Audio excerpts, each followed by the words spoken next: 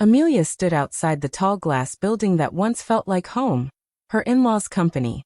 The cold morning wind brushed her face as she clutched a brown envelope close to her chest. Her hands were shaking, but her eyes were steady. Inside that envelope were her lawsuit papers, the beginning of her fight for justice. For a moment, she stared at the company's name written in shining gold letters above the entrance. Her heart ached, remembering how proud she once felt walking through those doors. Now, that pride had turned into pain. She whispered softly to herself, her voice trembling but firm. "You thought I was replaceable. Watch me prove you wrong." The scene faded into a memory. It was the family's anniversary dinner, a grand evening that once meant celebration and love. Amelia sat quietly at the long dining table, surrounded by people who used to call her family. The table was covered with fine dishes, laughter filled the air, but none of it reached her. She felt like a stranger in her own life. Her husband, David, sat beside her but didn't even meet her eyes. He used to hold her hand under the table during these dinners, whispering jokes to make her smile. Now he scrolled through his phone, barely noticing her presence. Across the table, Margaret, David's mother, laughed loudly, her voice sharp and full of pride. "Sophie has such brilliant ideas," she said, smiling at the young woman sitting across from Amelia. "She's exactly what this company needs. So elegant, so smart, she just fits the family perfectly." Sophie smiled politely, pretending to be humble. Her polished voice carried fake sweetness as she said, "Oh, I'm just happy to help." The word stung. Amelia had worked side by side with David and Margaret for years, helping them build the business from the ground up.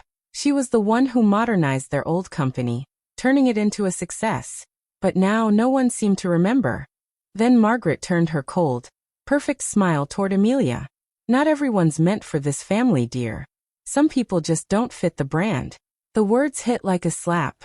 The laughter around the table continued, but Amelia sat frozen, her heart pounding in her chest. She forced a smile, blinking fast to stop the tears from falling.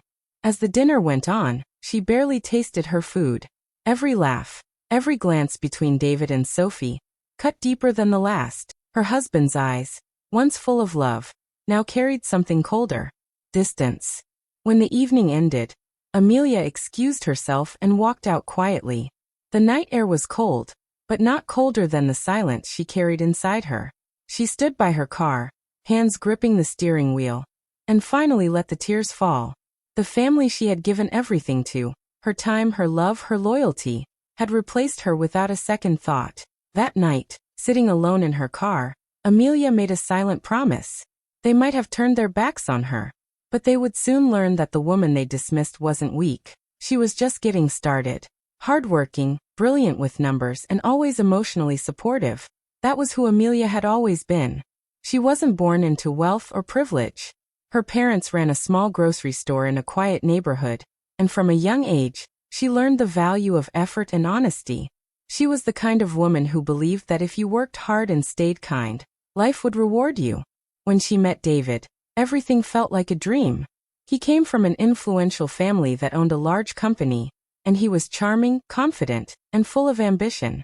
Amelia thought she had found not just love, but also a life partner who respected her mind and heart. Their wedding was like something out of a fairy tale, and for a while, she believed she had stepped into a better world.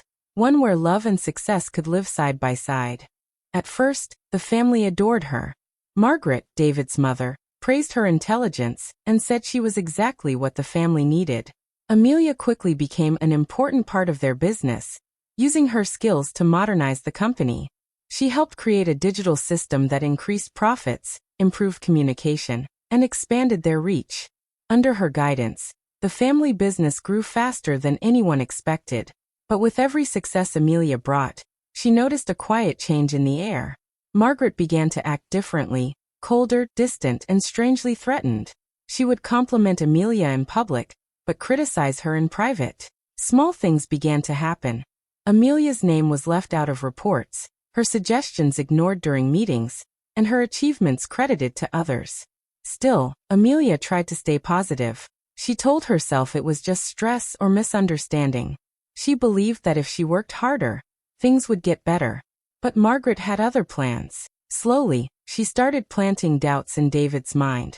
She whispered that Amelia was becoming too controlling in the company, that she was forgetting her place as a wife. David, who once trusted Amelia completely, began to change. He grew distant, less patient, and easily irritated. The laughter and warmth they once shared at home disappeared. Dinners became quiet and tense, filled with fake smiles and short answers. Then came Sophie, the elegant, polished business consultant Margaret hired to help the company grow further. At first, Amelia welcomed her. She believed in teamwork and was happy to share her ideas. But it didn't take long for Sophie's real nature to show. She started making small changes to Amelia's projects, taking credit for them, and subtly turning people against her. Sophie was clever. She always acted sweet around David, pretending to admire Amelia, while quietly replacing her influence in the company. Even the employees began to notice that the once friendly atmosphere had turned cold and competitive. Amelia tried to talk to David about it, but he brushed her off. "You're imagining things," he said one night, not even looking up from his phone. "You've been too emotional lately." That word, emotional, stayed with her. It was said like an insult, as if caring too much or working too hard were flaws. She began to feel invisible in her own life, both at work and at home. There were nights when she came home after long hours at the office, hoping for comfort or at least understanding, but instead found silence. David spent more time with his family and with Sophie, discussing business strategies, while Amelia sat alone at the dinner table, pretending not to notice. The house that once felt like home now felt like a stranger's place. She could hear whispers, her mother-in-law's voice behind closed doors, laughing softly with Sophie. Sometimes, she'd catch them glancing at her during family gatherings, their eyes filled with pity and superiority. It was during one of those nights that Amelia's strength finally cracked. She sat in her car outside the house, unable to go inside. The glow from the windows made her feel like an outsider peering into her own life. Her hands trembled as she tried to breathe through the pain. Tears rolled down her cheeks, and she wiped them quickly, afraid someone might see. In that quiet, lonely moment, she realized something she had been denying for months. She didn't belong there anymore. The love she once had was gone. The family she worked so hard to please had turned their backs on her, and the company she helped build was slipping away from her hands. But even as her heart broke, a small spark remained inside her, a quiet determination. They might silence her for now, they might push her aside, but she knew one thing for sure. They would one day regret underestimating her. One morning, Amelia walked into the company building just like she had done for years. She smiled politely at the security guard and reached into her bag for her access card. But when she tried to swipe it at the entrance, the red light flashed. The door didn't open. She tried again, still nothing. Confused, she looked at the guard, who shifted uncomfortably and said, "I'm sorry, Mrs. Hartman, but your access has been deactivated." Amelia froze. "That must be a mistake," she said quietly. "Can you check again?" The guard hesitated, then lowered his voice. "HR asked that you go see them right away." With her heart pounding, she walked through the lobby, ignoring the curious glances from a few employees. When she entered the HR office, the manager avoided her eyes. "Amelia," he began gently, "you've been temporarily relieved of your duties, at Mr. Hartman's request." For a moment, she didn't understand what he was saying. "At David's request?" she repeated, her voice barely above a whisper. "My husband asked you to suspend me?" The manager sighed. "It's just a temporary measure," he said. "You can take some time to rest." Rest.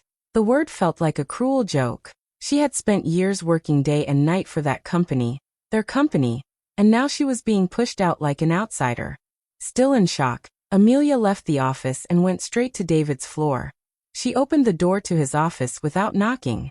He was sitting behind his desk, calm and collected, while Sophie stood beside him, holding a file. "What is this, David?" Amelia demanded, her voice trembling. "Why was my access card blocked? Why did HR say you asked for it?" David leaned back in his chair and sighed. "Amelia, please don't make a scene. This isn't personal." "Not personal," she said, her eyes filling with tears. "You're kicking me out of the company I helped build. How is that not personal?" He didn't look at her. "You've been too emotional lately," he said coldly. "The board thinks it's best if you take some time away. Sophie will handle your duties for now." Amelia turned slowly to look at Sophie, who gave a small, polite smile. the kind that wasn't kind at all.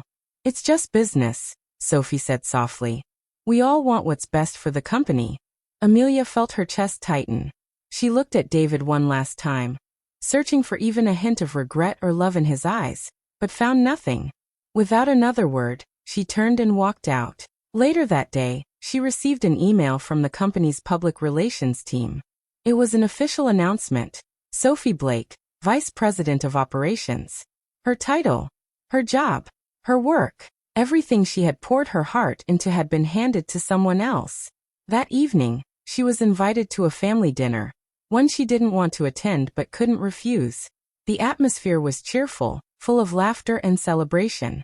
Margaret raised her glass and said proudly, "Let's toast to Sophie, the woman who will take this family and this company to new heights." Everyone clapped, everyone except Amelia. She sat silently, her hands clenched under the table, trying not to show the storm inside her. David barely looked at her. Margaret smiled at her across the table with cold satisfaction, and Sophie pretended to blush at the attention. Amelia felt like she couldn't breathe. The family that once praised her was now celebrating her replacement, right in front of her. After dinner, she went home alone. The house was silent, the air heavy with memories. She walked into her study, sat at the desk, and opened the drawer where she had kept the divorce papers for weeks. She had hoped she would never have to sign them. But now, she knew there was nothing left to fight for. Her hands trembled slightly as she picked up the pen. She signed her name, Amelia Hartman, with slow, steady strokes. When she was done, she looked at her wedding ring, shining faintly under the light. For a long time, she stared at it, her eyes wet with unshed tears. Then in a quiet, firm voice she said, "If emotion is weakness, then you've never seen what strength looks like." She slipped the ring off her finger, placed it on the table beside the papers, and sealed the envelope. It was the end of her marriage, but the beginning of her fight. Amelia moved out of the big family house with only a few boxes and her dignity. She left behind the wedding photos, the designer clothes, and the fancy jewelry. None of it mattered anymore. What she carried with her were her files, her laptop, and a quiet, burning determination. She found a small apartment in the city, simple, clean, and quiet. It wasn't much, but it was hers. For the first time in years, she felt free to breathe without pretending.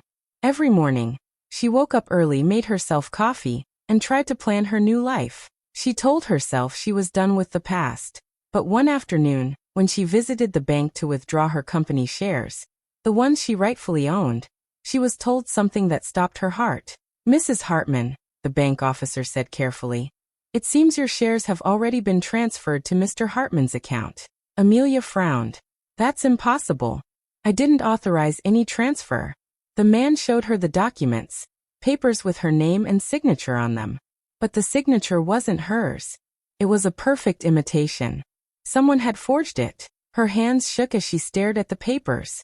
"Who did this?" she asked quietly, though deep down she already knew the answer. She left the bank with her heart pounding and her mind racing.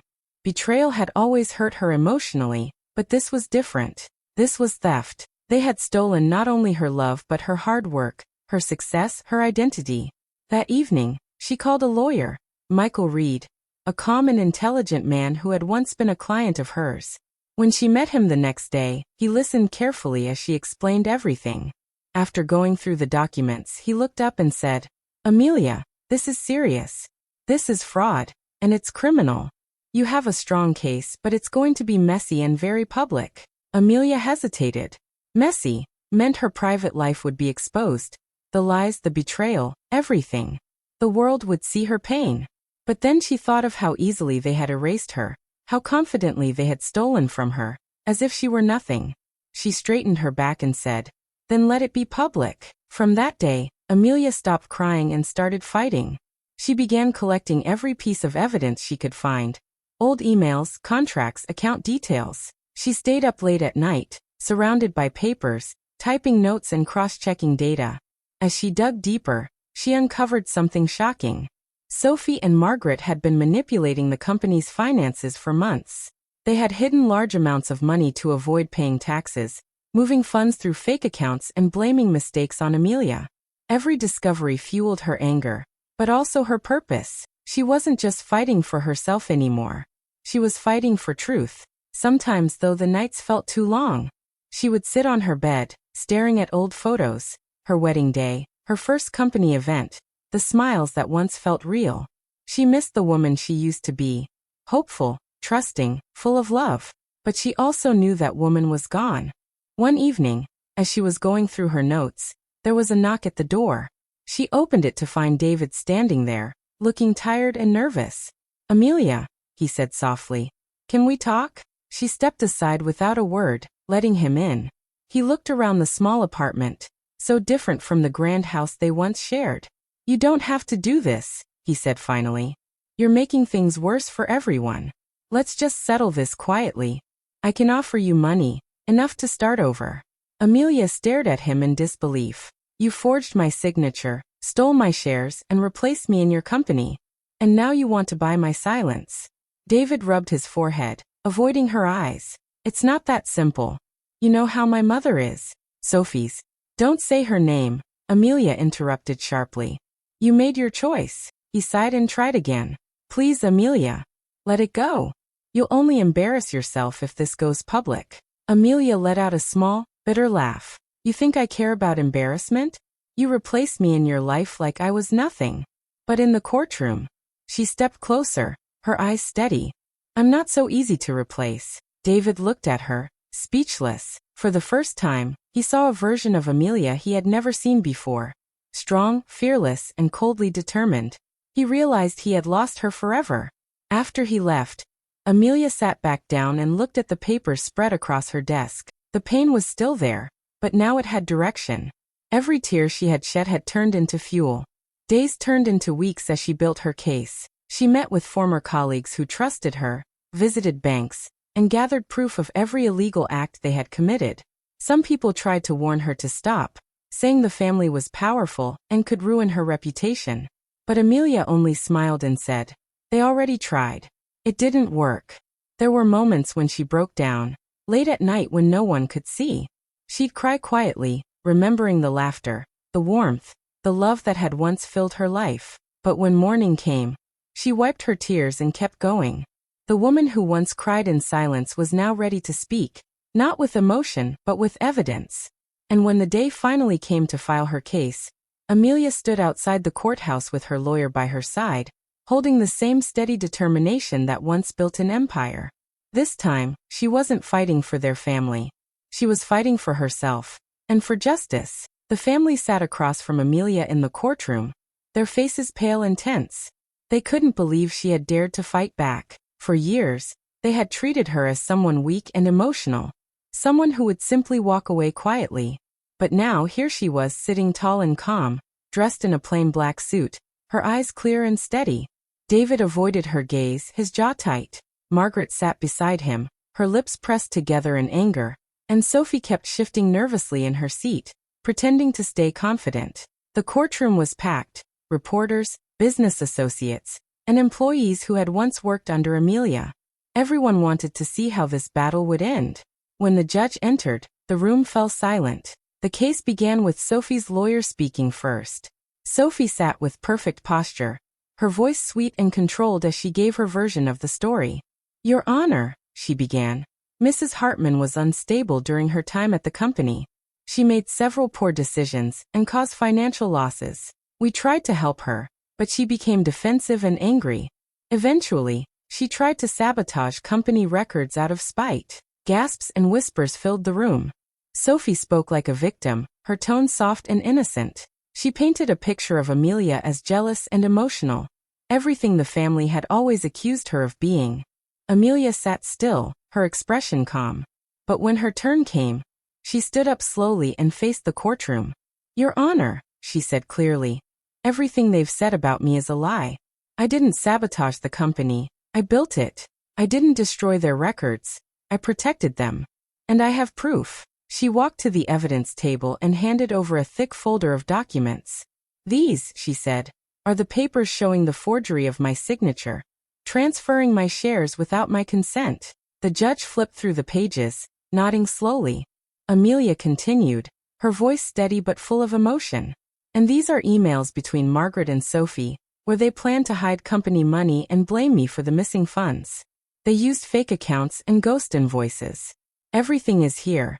Every lie, every transaction, every forged signature. She turned slightly, her eyes meeting David's for the first time. You thought I wouldn't find out. You thought I was too emotional, too weak. But emotions don't make someone weak. Deceit does. David's face turned red, and Margaret whispered something angrily to her lawyer. Sophie's calm expression began to crack. She reached for her glass of water, her hands trembling slightly. The judge asked for silence and began reviewing the evidence. The room was tense. You could hear every breath, every whisper. After what felt like an endless moment, the judge looked up. The evidence clearly shows that Mrs. Hartman's signature was forged, he said firmly. There is also proof of financial manipulation within the company's accounts. The court finds in favor of the plaintiff, Amelia Hartman. For a second, the room was completely still. Then a wave of gasps and murmurs spread through the crowd. Amelia closed her eyes briefly, letting the words sink in. She had won. Across from her, Margaret's face went pale. David looked lost, his hands shaking as he realized what this meant. Their company's name, their reputation, everything they had built on lies, was about to collapse. Sophie tried to stand and speak, but her lawyer pulled her down, whispering that it was over. The reporters outside the courtroom began typing rapidly, already preparing headlines. Businesswoman exposes family fraud. Amelia Hartman wins case. As Amelia gathered her papers, David finally spoke. Amelia, you didn't have to do this, he said softly, his voice breaking. You've ruined everything. She looked at him with calm eyes. No, David, she said. You ruined it when you let greed and lies take the place of love and trust. Sophie stood, her mask completely gone. You're not the victim here, Amelia, she snapped. You're just bitter because you lost him. Amelia turned to her and smiled faintly. Lost him? I didn't lose him, Sophie. I freed myself from him. Sophie glared at her, but said nothing more. The security officers began escorting everyone out as the session ended. Margaret tried to speak to the judge, begging for another chance, but it was too late. The verdict was final. Outside the courtroom, flashes from cameras filled the air. People called Amelia's name, asking how it felt to win. She didn't answer. She simply walked past them, her head held high. Inside the building, David sat alone on the bench, his face buried in his hands. Sophie stood by the window, crying quietly. Margaret was on the phone, shouting orders, trying to control the damage. But there was no saving the perfect family brand now. Their empire was crumbling. Not because of Amelia, but because of their own deceit. Amelia stepped outside into the sunlight. For the first time in a long time, her hands weren't shaking. She took a deep breath and smiled softly to herself. They had tried to erase her, but instead, she had erased their lies. She had walked into that courtroom as the broken woman they underestimated, and walked out as the strong woman they could never destroy. Amelia walked out of the court into the bright sunlight, the same steps where she had once stood crying months ago. Back then, her heart had been heavy with pain and betrayal, but now she smiled softly. It wasn't a proud or loud smile, just a quiet, peaceful one. She didn't need to gloat or prove anything anymore. The truth had spoken for her. Reporters shouted her name, cameras flashed, and people asked her how it felt to win. But Amelia didn't stop to answer. She just kept walking, her heels clicking confidently on the pavement. For the first time in a long while, every step felt lighter. Later that week, she packed away the old files from the case and began something new, her own consulting firm. It was small at first, just a rented office with a few desks and computers. But it was built on what she had always believed in: fairness, honesty, and hard work. She wanted to create a place where people could grow without fear or manipulation. Her company quickly gained attention because of her reputation for integrity. Former clients who remembered her kindness and skill began to reach out. Within months, she had a small but loyal team. And for the first time in years, she felt in control of her own life. One morning, Amelia was sitting in her new office when a young woman named Clara came in for an interview. She was nervous, clutching her resume tightly, her voice shaking as she spoke. Amelia listened patiently, smiling at her gentle spirit. Clara reminded her of herself. The same hunger to prove her worth, the same fear of not being enough. You don't have to be perfect, Amelia said kindly. You just have to be honest and willing to learn. Clara smiled in relief, and Amelia decided to hire her on the spot. Watching the young woman's eyes light up filled her with quiet pride. It reminded her that healing didn't just come from winning a battle. It came from helping others rise too. A few weeks later, Amelia was sitting with Michael, her lawyer, at a cafe.